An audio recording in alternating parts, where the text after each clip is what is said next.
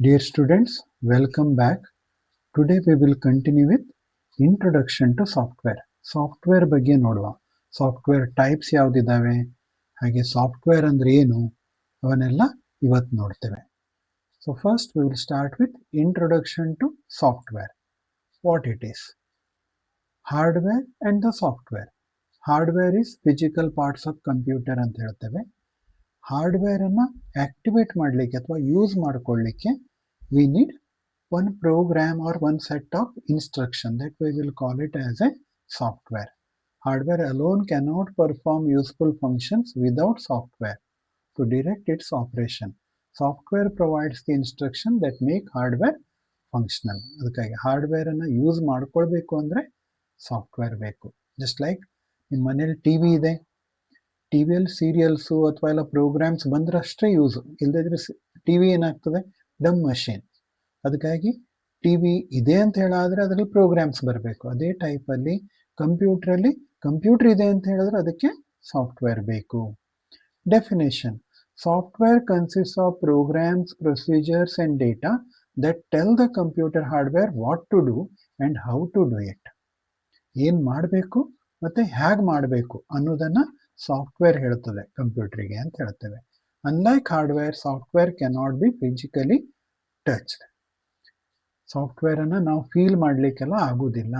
Hardware ಆದರೆ ಅದನ್ನು ಮುಟ್ಟೆಲ್ಲ ನೋಡ್ಬೋದು, but software cannot be physically touched. Purpose of software: software serves as the interface between humans and hardware. That is one type ಅಂತೇವೆ.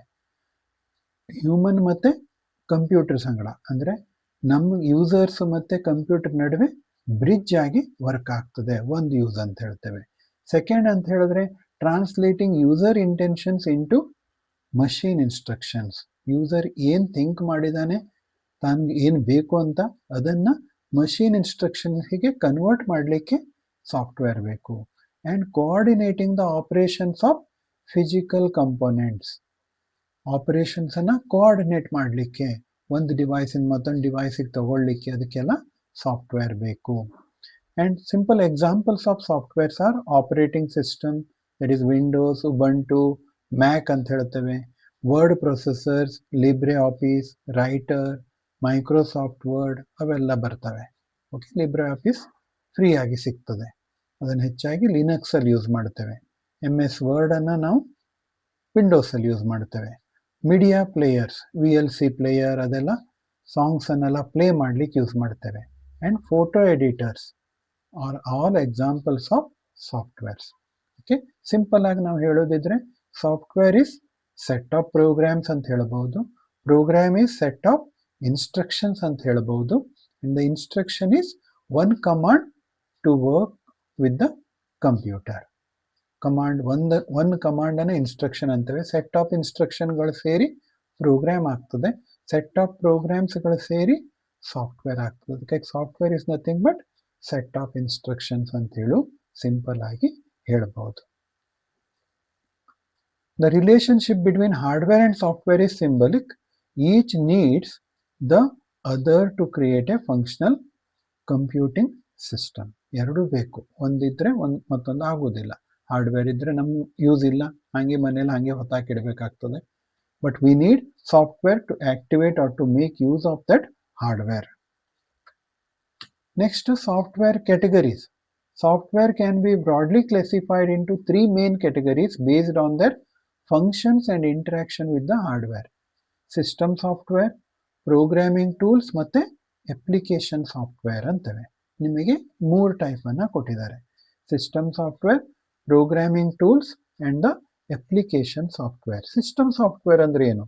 It interfaces directly with the hardware to provide core functionality. Directly machine ಸಂಗಡ interact ಮಾಡಿ ಏನು ನಮ್ಮ work ಆಗಬೇಕು ಅದನ್ನು ಮಾಡಿಕೊಡ್ತದೆ.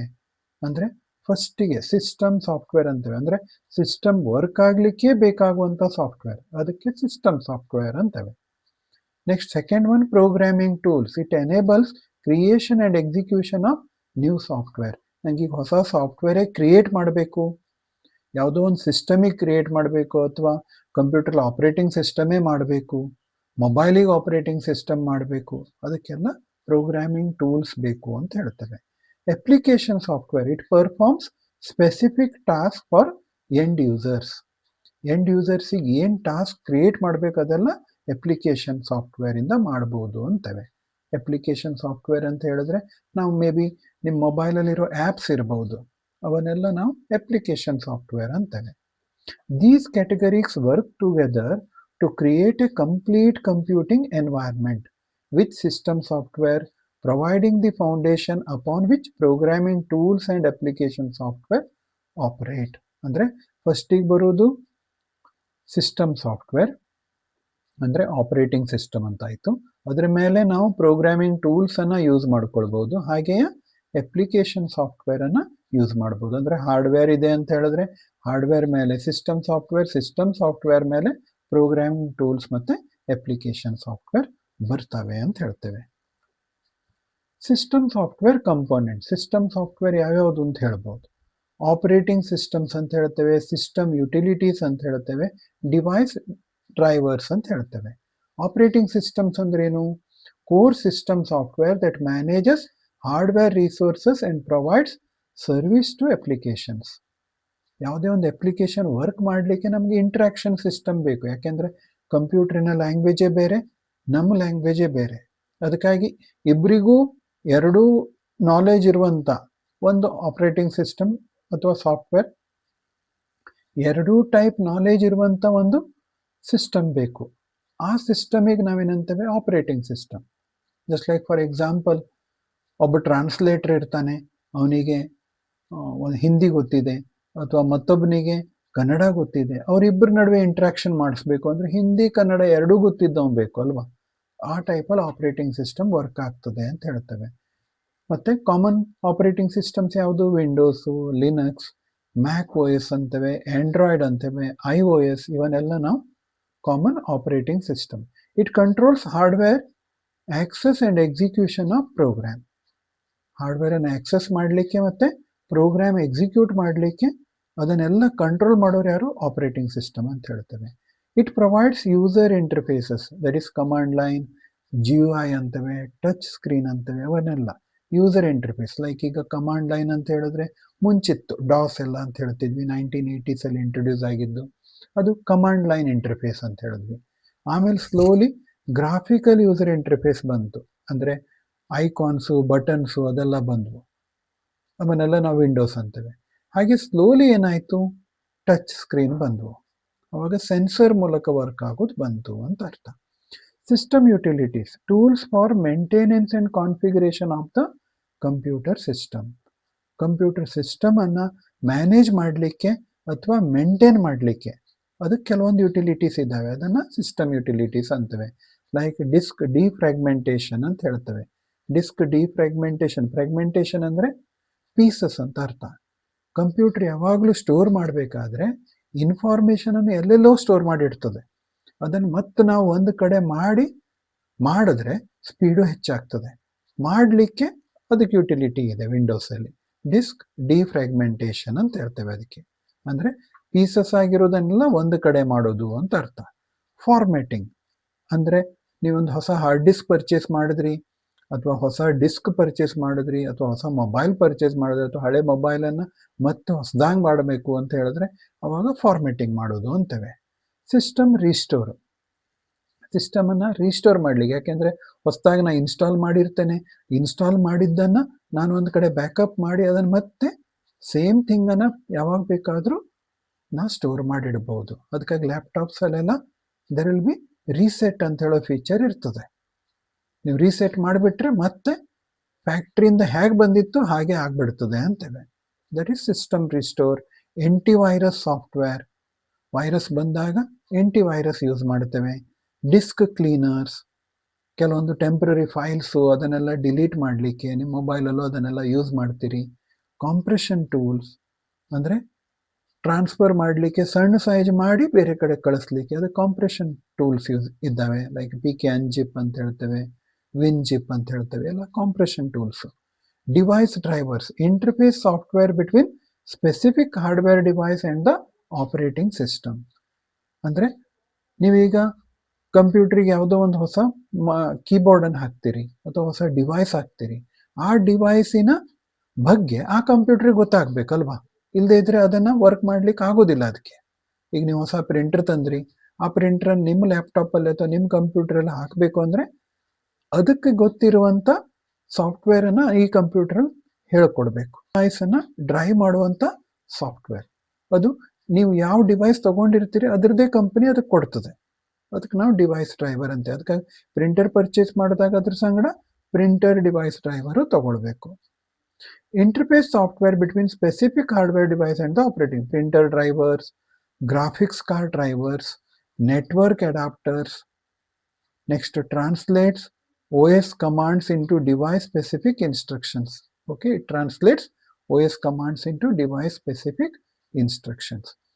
System software creates the foundation that enables all other software to function properly, managing the complex interactions between hardware components and user applications. ಅಂದರೆ ಬೇರೆ ಎಲ್ಲ operations ಮಾಡಬೇಕು ಅಂದರೆ ನಮಗೆ ಸಿಸ್ಟಮ್ ಸಾಫ್ಟ್ವೇರ್ ಮೇಜರ್ ಆಗಿ ಬೇಕು ಅಂತ ಹೇಳ್ತೇವೆ. Next, programming tools and language. Programming tools ಅಂತ ಹೇಳಿದ್ರೆ ಪ್ರೋಗ್ರಾಮ್ ಮಾಡ್ಲಿಕ್ಕೆ ಇರುವಂಥ ಟೂಲ್ಸ್ ಅಂತ. ಅದರಲ್ಲಿ ಪ್ರೋಗ್ರಾಮಿಂಗ್ ಲ್ಯಾಂಗ್ವೇಜ್ ಹೈರಾರ್ಕಿ ಅಂತ ಹೇಳ್ತೇವೆ. Machine language that is binary ones and zeros ಇರೋದು. ಅಸೆಂಬ್ಲಿ ಲೆವೆಲ್ ಲ್ಯಾಂಗ್ವೇಜ್ ಅಂತೇವೆ, ಸಿಂಬಾಲಿಕ್ ರಿಪ್ರೆಸೆಂಟೇಷನ್, ನಿಮ್ಯಾನಿಕ್ಸ್ ಅಂತ ಹೇಳ್ತೇವೆ ಅದನ್ನು.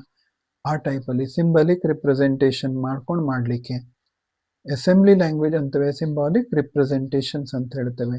High level language C++, Java, Python, ಇವೆಲ್ಲ ಹೈ ಲೆವೆಲ್. ಸೊ 3 ಲ್ಯಾಂಗ್ವೇಜ್ ಅನ್ನ ಹೇಳಿದ್ದುಂಟು, 1, 2, 3. MLL machine level language, ALL assembly level language, HLL high level language. ಮತ್ತು ಈ ಲ್ಯಾಂಗ್ವೇಜಿಗೆ ರಿಲೇಟೆಡ್ ಆಗಿ ಟ್ರಾನ್ಸ್ಲೇಟರ್ಸ್ ಬೇಕು. ಆ ಲ್ಯಾಂಗ್ವೇಜನ್ನು ಮಷೀನಿಗೆ ಅರ್ಥ ಆಗುವಂಗೆ ಮಾಡಿಸ್ಲಿಕ್ಕೆ ಟ್ರಾನ್ಸ್ಲೇಟರ್ಸ್ ಬೇಕು. We need translator to convert these languages to machine level language. ಅಂದರೆ ಅಸೆಂಬ್ಲಿ ಲೆವೆಲ್ ಲ್ಯಾಂಗ್ವೇಜಿಂದ ಮಷೀನ್ ಲೆವೆಲ್ ಲ್ಯಾಂಗ್ವೇಜಿಗೆ ಕನ್ವರ್ಟ್ ಮಾಡಲಿಕ್ಕೆ assembler, to convert assembly level language to machine language code. Compiler to convert high level language to machine code all at once, ಒಂದೇ ಸಲ full translate ಮಾಡೋದು, ಆ ಟೈಪಲ್ಲಿ ಹೇಳ್ತೇವೆ. Interpreter translates and executes high level code line by line. Compiler ನಾವೇನಂತ ಹೇಳ್ತೇವೆ, full program. Like for example, ಈಗ ನಮ್ಮ ಪ್ರೈಮ್ ಮಿನಿಸ್ಟರ್ ಮೇ ಬಿ ಚೈನಾಕ್ಕೆ ಹೋಗಿದ್ದಾರೆ ಅಂತ ಹೇಳಾದರೆ ಅಲ್ಲಿ ಈಗ 2 ಟೈಪ್ ಟ್ರಾನ್ಸ್ಲೇಟರ್ ಅವ್ರು ತಗೊಂಡು ಹೋಗ್ಬೋದು. 1 ಟೈಪ್ ಟ್ರಾನ್ಸ್ಲೇಟರ್ ಅಂತ ಹೇಳಿದ್ರೆ ಯಾವ ಟೈಪ್ ಇರ್ಬೋದು, ಅವನು ಫುಲ್ ಚೈನೀಸ್ ಲ್ಯಾಂಗ್ವೇಜನ್ನು ಏನೇನು ಹೇಳ್ತಾರೆ ಅವರು ಅದನ್ನು ಕೇಳಿಕೊಂಡು ಪ್ರೈಮ್ ಮಿನಿಸ್ಟ್ರಿಗೆ ಹೇಳೋ ಇರ್ಬೋದು. ಮತ್ತೊಬ್ಬ ಟ್ರಾನ್ಸ್ಲೇಟರ್ ಹೀಗಿರ್ಬೋದು, ಅವ್ರು ಒಂದೊಂದೇ ಸೆಂಟೆನ್ಸನ್ನು ಹೇಳಿದ್ದನ್ನು ಕೇಳಿ ಇವ್ರಿಗೆ ಹೇಳೋದಿರ್ಬೋದು. ಆ ಟೈಪಲ್ಲೂ ಇರ್ಬೋದು. 2 ಟೈಪ್ ಟ್ರಾನ್ಸ್ಲೇಟರ್ಸ್. ಸೊ ಫಸ್ಟ್ ಟ್ರಾನ್ಸ್ಲೇಟರನ್ನು ನಾವು ಕಂಪೈಲರ್ ಅಂತೇವೆ, ಸೆಕೆಂಡ್ ಟ್ರಾನ್ಸ್ಲೇಟರನ್ನು ಇಂಟರ್ಪ್ರೇಟರ್ ಅಂತೇವೆ. It converts line by line. Development tools ಅಂದರೆ ಪ್ರೋಗ್ರಾಮ್ ಡೆವಲಪ್ ಮಾಡ್ಲಿಕ್ಕೆ ನಾವು ಏನು ಟೂಲ್ಸ್ ಯೂಸ್ ಮಾಡ್ತೇವೆ. ಮುಂಚೆಲ್ಲ ಸಿಂಪಲ್ ಆಗಿ ಎಡಿಟರ್ಸ್ ಯೂಸ್ ಮಾಡ್ತಿದ್ವಿ. ಈಗ ಇಂಟಿಗ್ರೇಟೆಡ್ ಡೆವಲಪ್ಮೆಂಟ್ ಎನ್ವೈರ್ಮೆಂಟ್ಸ್ ಅಂತೇವೆ, IDEs ಅಂತ ಹೇಳ್ತೇವೆ. ಇಂಟಿಗ್ರೇಟೆಡ್ ಡೆವಲಪ್ಮೆಂಟ್ ಎನ್ವೈರ್ಮೆಂಟ್ಸ್ ಅಂದ್ರೆ ಅರ್ಥ ಏನು? Integrated development environment means it contains all the tools to develop programs ಅಂತ ಅರ್ಥ. ಆಲ್ ದ ಟೂಲ್ಸ್ ಅಂದ್ರೆ ಯಾವುದು? ಪ್ರೋಗ್ರಾಮ್ ಬರೀಲಿಕ್ಕೆ ಎಡಿಟರ್ಸ್ ಬೇಕು, ಪ್ರೋಗ್ರಾಮ್ ಕಂಪೈಲ್ ಮಾಡ್ಲಿಕ್ಕೆ ಕಂಪೈಲರ್ ಅಥವಾ ಇಂಟರ್ಪ್ರೇಟರ್ ಬೇಕು, ಕಂಪೈಲ್ ಅಥವಾ ಇಂಟರ್ಪ್ರೇಟ್ ಮಾಡ್ಲಿಕ್ಕೆ ಇಂಟರ್ಪ್ರೇಟರ್ ಬೇಕು, ಆಮೇಲೆ ರನ್ ಮಾಡಲಿಕ್ಕೆ ಏನಾದರೂ ಎಕ್ಸಿಕ್ಯೂಷನ್ ಸಿಸ್ಟಮ್ ಬೇಕು. ಇವು ಎಲ್ಲದೂ ಸೇರ್ಕೊಂಡಿದ್ರೆ ಅದನ್ನು ನಾವೇನಂತೇವೆ IDE ಅಂತೇವೆ. ಓಕೆ, ಹಾಗೆ ಪ್ರೋಗ್ರಾಮನ್ನು ಕರೆಕ್ಷನ್ಸ್ ಮಾಡೋದಿದ್ರೆ ಡಿಬಗರ್ಸು ಅದರಲ್ಲಿ ಇರಬಹುದು. ಅದಕ್ಕೆ text editor for writing code, building tools for compilation, debuggers for error detection. All these things are combined together and those are called development tools or IDEs. Example, Python IDLE ಅಂತ ಹೇಳಿ ಹೇಳ್ತೇವೆ ನೋಡ್ರಿ. Python IDLE, NetBeans, Eclipse, Atom ಇವೆಲ್ಲ use ಮಾಡ್ತೇವೆ. NetBeans Java program ಬರೀಲಿಕ್ಕೆ ಅಥವಾ Kotlin program ಬರೀಲಿಕ್ಕೆ use ಮಾಡ್ತೇವೆ. ಎಕ್ಲಿಪ್ಸ್ ಯೂಸ್ ಮಾಡ್ತೇವೆ. ಕೆಲವರು ವಿಜುವಲ್ ಸ್ಟುಡಿಯೋ ಕೋಡು ಯೂಸ್ ಮಾಡ್ತಾರೆ. ವಿಜುವಲ್ ಸ್ಟುಡಿಯೋ ಕೋಡ್ ಅದನ್ನು ಎಲ್ಲ ಪ್ರೋಗ್ರಾಮ್ಸನ್ನು ಮಾಡ್ಬೋದು, C++, ಜಾವಾ ಅದೆಲ್ಲ. ಪೈಥಾನ್ ಐಡಿಯಲ್ಲಿ ಯೂಸ್ ಮಾಡ್ಬೋದು, ಅಟಮ್ ಯೂಸ್ ಮಾಡ್ಬೋದು. ಓಕೆ, ಇವೆಲ್ಲ ಎಕ್ಸಾಂಪಲ್. ಎಕ್ಲಿಪ್ಸು ಇವೆಲ್ಲ ಎಕ್ಸಾಂಪಲ್ಸ್ ಅಂತೇವೆ. Then application software designed for end users, ಅಂದರೆ ಕಸ್ಟಮರಿಗೆ, ಕನ್ಸ್ಯೂಮರಿಗೆ ಯಾವ ಟೈಪ್ ಬೇಕು ಅದನ್ನು ರೆಡಿ ಮಾಡಿಕೊಡೋ ಸಾಫ್ಟ್ವೇರಿಗೆ ನಾವು ಅಪ್ಲಿಕೇಶನ್ ಸಾಫ್ಟ್ವೇರ್ ಅಂತೇವೆ. ಸಾಫ್ಟ್ವೇರ್ ಡಿಸೈನ್ಡ್ ಫಾರ್ ಒಂದು ಸ್ಪೆಸಿಫಿಕ್ ಪರ್ಪಸ್, ಅದನ್ನು ಅಪ್ಲಿಕೇಶನ್ ಸಾಫ್ಟ್ವೇರ್ ಅಂತೇವೆ. General purpose software, customized software, ಅದರಲ್ಲಿ 2 ಟೈಪಲ್ಲಿ ಬರ್ತದೆ ಅಂತೇವೆ. Application software may be general purpose software or customize software. General purpose ಅಂದರೆ readymade applications designed for widespread use across many users and organization. ಒಂದು ಸಾಫ್ಟ್ವೇರನ್ನು many ಪರ್ಪಸ್ಸಿಗೆ develop ಮಾಡಿದ್ದಿದ್ರೆ, like MS Word, ಅದನ್ನ ಲೆಟ್ರು ಮಾಡ್ಬೋದು, ರಿಪೋರ್ಟ್ಸು ಮಾಡ್ಬೋದು, memorandum create ಮಾಡ್ಬೋದು, ಆ ಟೈಪಲ್ಲಿ. ಸ್ಪ್ರೆಡ್ ಶೀಟ್ಸು, ಎಕ್ಸೆಲ್ಲು, ಕ್ಯಾಲ್ಕ್ ಅಂತೇವೆ. ಕ್ಯಾಲ್ಕ್ ಅಂದರೆ ಲಿನಕ್ಸಲ್ಲಿ, ಎಕ್ಸೆಲ್ ಅಂದರೆ ವಿಂಡೋಸಲ್ಲಿ ಯೂಸ್ ಮಾಡ್ತೇವೆ. ಇದನ್ನು ಸ್ಪ್ರೆಡ್ ಶೀಟ್ಸ್ ಅಂತ ಹೇಳ್ತೇವೆ. ಶೀಟ್ಸ್ ಇರ್ತವೆ, ಅದರಲ್ಲಿ ಕ್ಯಾಲ್ಕುಲೇಷನ್ಸ್ ಮಾಡ್ಬೋದು. But you can use it for any purpose. ಕ್ಯಾಲ್ಕುಲೇಷನ್ಸಿಗೆ ಯೂಸ್ ಮಾಡ್ಬೋದು, ಏನೋ ಸ್ಟೇಟ್ಮೆಂಟ್ಸ್ ಮಾಡಲಿಕ್ಕೂ ಯೂಸ್ ಮಾಡ್ಬೋದು. ಆ ಟೈಪಲ್ಲಿ ಇದ್ರೆ ಅದನ್ನು ಸ್ಪ್ರೆಡ್ ಶೀಟ್ ಅಂತೇವೆ. ಅದಕ್ಕಾಗಿ ಜನರಲ್ ಆಗಿ ಕೊಟ್ಟಿಟ್ಟಿದ್ದಾರೆ, ನಾನು ಏನು ಬೇಕಾದ್ರೂ ಮಾಡ್ಕೊಳ್ಬೋದು ಅದರಲ್ಲಿ. May be web browsers, internet browse ಮಾಡ್ಲಿಕ್ಕೆ ಯೂಸ್ ಮಾಡ್ಬೋದು, ಬೇಕಾದರೆ ಇಮೇಜನ್ನು ಓಪನ್ ಮಾಡಲಿಕ್ಕೂ ಯೂಸ್ ಮಾಡ್ಬೋದು, ವಿಡಿಯೋ ರನ್ ಮಾಡಲಿಕ್ಕೂ ಯೂಸ್ ಮಾಡ್ಬೋದು, ಯಾವುದು ಇಲ್ಲ ಅಂದರೆ ಆ ಟೈಪಲ್ಲೆಲ್ಲ ವೆಬ್ ಬ್ರೌಸರ್ಸನ್ನು ಮಲ್ಟಿಪಲ್ ಯೂಸಿಗೆ ಯೂಸ್ ಮಾಡ್ಬೋದು ಅಂತೇವೆ. Media players like VLC, iTunes, MP3 songs play ಮಾಡ್ಬೋದು, ಅಥವಾ ವಿಡಿಯೋನೂ ರನ್ ಮಾಡ್ಬೋದು. ಫೋಟೋ ಎಡಿಟರ್ಸ್, ಫೋಟೋಶಾಪ್ ಇವೆಲ್ಲ. ಓಕೆ, ಹಾಗೆ customized software, tailor made applications developed for specific requirements of an organization or individual. ಒಂದು ಆರ್ಗನೈಸೇಷನ್ಸಿಗೆ ಬೇಕಾಗುವಂಗೆ ಮಾಡೋದು. ನೀವು ಫಾರ್ ಎಕ್ಸಾಂಪಲ್ ಬ್ಯಾಂಕಿಗೆ, ಪ್ರತಿಯೊಂದು ಬ್ಯಾಂಕಿನ ಆ್ಯಪ್ ಬೇರೆ ಬೇರೆ ಇರ್ತದೆ, ಯಾಕೆಂದರೆ ಅವ್ರ ಸಿಸ್ಟಮ್ ಪ್ರಕಾರ ಅವ್ರು ಮಾಡಿದ್ದಿರ್ತದೆ. ಏಕೆ, ATM ಪ್ರೋಗ್ರಾಮು ಹಾಗೆಯೇ, ಪ್ರತಿಯೊಂದು ಬ್ಯಾಂಕಿನ ATM ಪ್ರೋಗ್ರಾಮ್ ಬೇರೆ ಬೇರೆ ಇದ್ದಾವೆ. ಅಂದರೆ ಅವ್ರು ತಮಗೆ ಬೇಕಾದಾಗ ಮಾಡ್ಕೊಂಡಿದ್ದಾರೆ. ಅದನ್ನೆಲ್ಲ ಕಸ್ಟಮೈಸ್ಡ್ ಸಾಫ್ಟ್ವೇರ್ಸ್ ಅಂತವೆ. ಲೈಕ್ ಸ್ಕೂಲಿಗೆ, ಸ್ಕೂಲ್ ಮ್ಯಾನೇಜ್ಮೆಂಟ್ ಸಿಸ್ಟಮ್, ಒಂದೊಂದು ಸ್ಕೂಲಿನ ಮ್ಯಾನೇಜ್ಮೆಂಟ್ ಮೆಥಡ್ ಬೇರೆ ಇರ್ತದೆ, ಅವರು ತಮಗೆ ಬೇಕಾದಂಗೆ ಸಾಫ್ಟ್ವೇರನ್ನು ಮಾಡ್ಕೊಳ್ತಾರೆ. Banking software, hospital information systems, custom corporate websites, industry specific solutions, ಇವೆಲ್ಲ ಕಸ್ಟಮೈಸ್ಡ್ ಸಾಫ್ಟ್ವೇರ್ ಅಂತವೆ. The choice between general purpose and customized software depends on specific needs, budget constraints, and the uniqueness of requirements. Budget ಬಗ್ಗೆನೂ think ಮಾಡಬೇಕಾಗ್ತದೆ, need ಬಗ್ಗೆನೂ think ಮಾಡಿ ಅದನ್ನು general purpose customise software ನಾವು ತೆಗೆದುಕೊಳ್ತೇವೆ ಅಂತ ಅರ್ಥ. ಕೆಲವೊಂದು ಆರ್ಗನೈಸೇಷನ್ಸ್ ಎರಡನ್ನೂ ಯೂಸ್ ಮಾಡ್ತವೆ. Next, software licensing models. ಯಾವ್ಯಾವ ಲೈಸೆನ್ಸ್ ಇದ್ದಾವೆ ಸಾಫ್ಟ್ವೇರ್? ಪ್ರೊಪ್ರೈಟರಿ ಸಾಫ್ಟ್ವೇರ್ಸ್ ಅಂತ ಹೇಳ್ತೇವೆ, ಫ್ರೀವೇರ್ ಅಂತ ಹೇಳ್ತೇವೆ, ಓಪನ್ ಸೋರ್ಸ್. 3 ಟೈಪಲ್ಲಿ ಇದ್ದಾವೆ. ಪ್ರೊಪ್ರೈಟರ್ಶಿಪ್ ಅಂದರೆ ನೋಡ್ರಿ, ಸೆಕ್ಯೂರಿಟಿ ಲಾಕ್ ತೋರಿಸಿದಿದೆ, ಅಂದರೆ ಪ್ರೊಪ್ರೈಟರ್ಶಿಪ್ ಅಂದರೆ ಸೆಕ್ಯೂರ್ಡ್, ಅದನ್ನು ಪರ್ಚೇಸ್ ಮಾಡೋದಿದ್ರೂ ದುಡ್ಡು ಬೀಳ್ತದೆ, ಆ ಟೈಪಲ್ಲಿ ಪ್ರೊಪ್ರೈಟರ್ಶಿಪ್ ಸಾಫ್ಟ್ವೇರ್ ಅಂತೇವೆ. ಫ್ರೀವೇರ್, ಯಾರು ಬೇಕಾದ್ರೂ ಡೌನ್ಲೋಡ್ ಮಾಡ್ಬೋದು ಅನ್ನೋ ಅರ್ಥ. ಇಂಟರ್ನೆಟ್ಟಲ್ಲಿ ಇರ್ತದೆ, ನೀವು ಯಾರು ಬೇಕಾದರೂ ಓಪನ್ ಮಾಡಿ ಯೂಸ್ ಮಾಡ್ಬೋದು. ಮೊಬೈಲಲ್ಲೂ ಹಾಗೆಯೇ ಫ್ರೀವೇರ್ ಸಾಫ್ಟ್ವೇರ್ಸ್ ಆ್ಯಪ್ಸ್ ಇರ್ತವೆ. ಓಪನ್ ಸೋರ್ಸ್ ಅಂತ ಹೇಳಿದ್ರೆ ಸಾಫ್ಟ್ವೇರು ಕೊಡ್ತಾರೆ, ಸಂಗಡ ಸಾಫ್ಟ್ವೇರ್ ಡೆವಲಪ್ ಮಾಡಿದ ಕೋಡನ್ನು ಸಹ ಕೊಡ್ತಾರೆ. ನಾನು ಬೇಕಾದ್ರೆ ಚೇಂಜ್ ಮಾಡಿ ನಾನು ಬೇರೆ ಟೈಪಲ್ಲಿ ಮಾಡ್ಕೊಳ್ಬೋದು. ದಟ್ ಈಸ್ ಓಪನ್ ಸೋರ್ಸ್ ಅಂತ ಅರ್ಥ. ಫ್ರೀವೇರ್ ಪ್ಲಸ್ ಸೋರ್ಸ್ ಕೋಡ್ ಅಂತ ಅರ್ಥ ಅದು. ಅದನ್ನು ನಾವು ಓಪನ್ ಸೋರ್ಸ್ ಅಂತೇವೆ. ನೋಡ್ರಿ, commercial software where source code is not accessible. Source code ಕೊಡೋದಿಲ್ಲ, ಖಾಲಿ ಪ್ರೋಗ್ರಾಮ್ಸ್ ಅಷ್ಟೇ ಕೊಡ್ತಾರೆ, ಅದಕ್ಕೆ ಪ್ರೊಪ್ರೈಟರ್ಶಿಪ್ ಸಾಫ್ಟ್ವೇರ್ ಅಂತೇವೆ. ಬ್ಯಾಂಕಿಂಗ್ ಸಾಫ್ಟ್ವೇರ್ಸ್ ಎಲ್ಲ proprietorship software. Microsoft Windows, Adobe Photoshop, Tally software, Quick Heal antivirus, ಇವೆಲ್ಲ ನೀವು ಪರ್ಚೇಸ್ ಮಾಡಿ ಯೂಸ್ ಮಾಡಬೇಕು, ಆ ಟೈಪಲ್ಲಿ. ಅದಕ್ಕೆ ಲೈಸೆನ್ಸ್ ಇರ್ತದೆ. Free to use but source code is not available. Skype, Adobe Reader, Google Chrome, VLC media player, ಅದಕ್ಕೆ ಕಾಸ್ಟ್ ಇಲ್ಲ, ಆದರೆ ಫ್ರೀಯಾಗಿ ಯೂಸ್ ಮಾಡ್ಬೋದು. ಆದರೆ ಅದನ್ನು ನೀವು ಚೇಂಜಸ್ ಎಲ್ಲ ಮಾಡ್ಲಿಕ್ಕೆ ಆಗೋದಿಲ್ಲ. ಅದು ಹೇಗಿದೆ ಅದನ್ನು ಹಂಗೆ ಯೂಸ್ ಮಾಡ್ಕೊಂಡು ಹೋಗ್ಬೋದು. Free software with accessible source code like Linux, Ubuntu, Fedora ಅಂತೇವೆ, Libre Office, Mozilla Firefox, Python, ಇವೆಲ್ಲ free software with the source code. ನಮ್ಗೆ ಬೇಕಾದಾಗ ನಾವು ಚೇಂಜಸ್ಸು ಮಾಡ್ಕೊಳ್ಬಹುದು, ಕಸ್ಟಮೈಸೇಷನ್ ಮಾಡ್ಕೊಳ್ಬಹುದು ಅಂತ ಅರ್ಥ. So understanding different software licensing models help organizations make informed decisions about the technology adoption based on their needs for customization, support, and budget constraints. The choice of software models has implications for long-term cost, flexibility, and security. Okay, software ತೆಗೆದುಕೊಳ್ಳೋದು ಅವ್ರವ್ರ choice, users ಚಾಯ್ಸಿಗೆ ಬಿಟ್ಟಿದ್ದು, ಅದನ್ನೇ ಇಲ್ಲಿ ಕೊಟ್ಟಿದ್ದಿದೆ. ಇದನ್ನು understand ಮಾಡ್ಕೊಳ್ಳೋದು important. So commercial software ಫ್ರೀಯಾಗಿ ಸಿಗೋದಿಲ್ಲ, ದುಡ್ಡಿಂದ ತೆಗೆದುಕೊಳ್ಬೇಕು. Freeware free software but source code ಸಿಗುವುದಿಲ್ಲ. ಇದು ಓಪನ್ ಸೋರ್ಸ್ ಅಂದರೆ free software plus source code. Clear? Thank you, students. And tomorrow we will see exercise of first chapter. And first chapter is important.